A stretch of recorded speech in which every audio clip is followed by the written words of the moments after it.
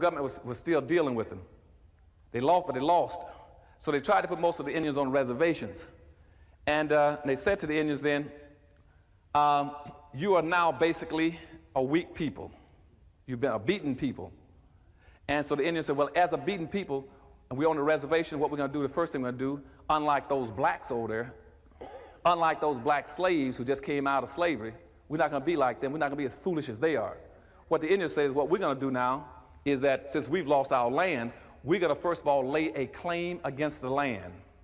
So Indians laid a claim against the land, saying that all the land in the United States originally belonged to us. We had a natural right to it. So even though we didn't have any legal documents or any deeds showing we owned it, we have a legal claim to the land. So as a legal claim to the land, therefore you took it from us, you owe us. So what the claim was based on what they call natural rights. Indian says there's a natural right to the land because we were the first ones here on it. Even though in fact they weren't not the first, it was blacks here before those guys got here. The blacks would be here about 11 to 12,000 years before the present day so-called Asian Indians came here. Blacks had been here already. But they said that was their land.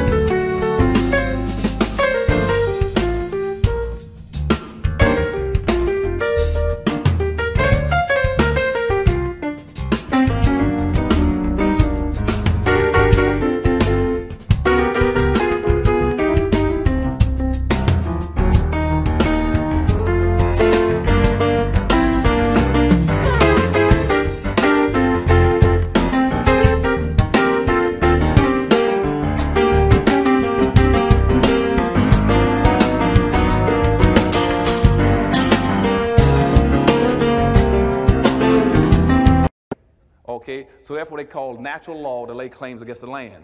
So that meant they tried to impose an indebtedness on the government. Now blacks over here who's coming free after slavery with the shampoo on them with Lincoln. See, they thought we don't want anything. All we want is a chance to compete. We want equal opportunity.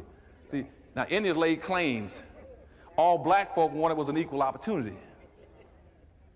Okay, then the Indians turned around and said, we want to be into a trust relationship with the United States. So they set up called a doctrine of trust for Indians, which says, since we are a weak and powerless people, since we don't own and control anything, then since you all beat us and you've misused us and own us now, then you owe it to us to take care of us. You see, you said you owe it to us to take care of us, so they call it a doctrine of trust. So the Indians then created a doctrine of trust so the United States government would take care of them. And as a result of that, see, then they could get free land, free labor, free medical care, free education, free casinos, okay? Tax-exempt status and pay no taxes.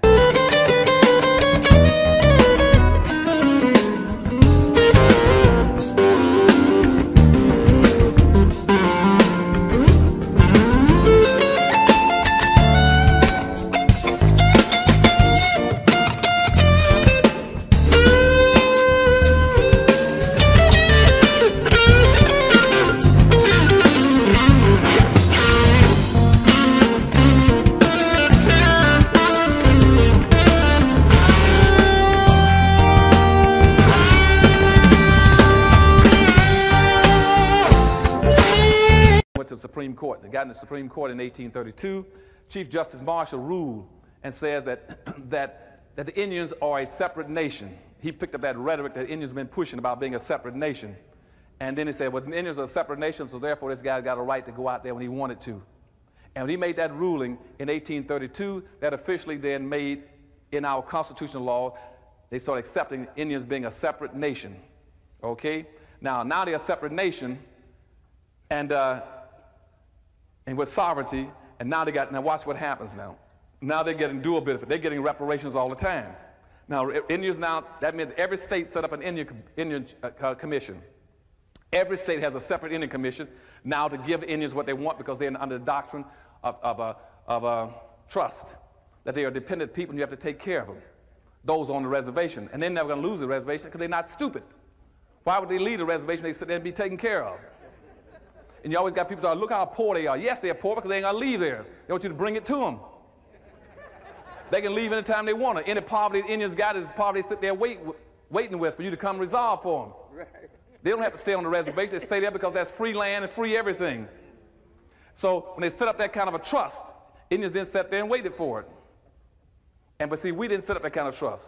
And when they got that ruling, that made it legitimate then that Indians were now an official foreign nation. And then every state then set up an Indian commission and that gives Indian services.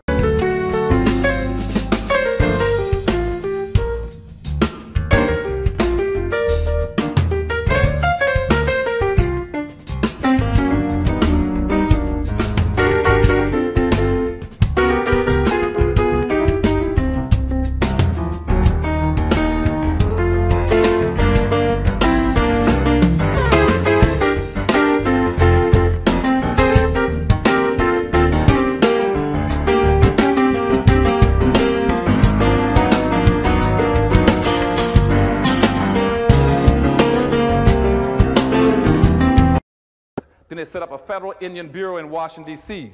The federal Indian Bureau typically puts out something like about $23,000 to $26,000 a year for every Indian in the United States. Then you got the biggest Indian tribe in the United States, the Cherokee tribe, that picks up in terms of reparations. They pick up something like you got about 155,000 Cherokee Indians out there to get $770 million a year in reparation funds. So Indians are getting all kinds of reparations. Indians have been getting reparations through treaties now, through land and free everything now for 200-some years. Black folk have got nothing because you went the wrong way. You cannot sit there and want to be a part of white society and that's exactly what the game they want you to play. Rather say, no, I'm a separate nation. You have problems, you owe me just like you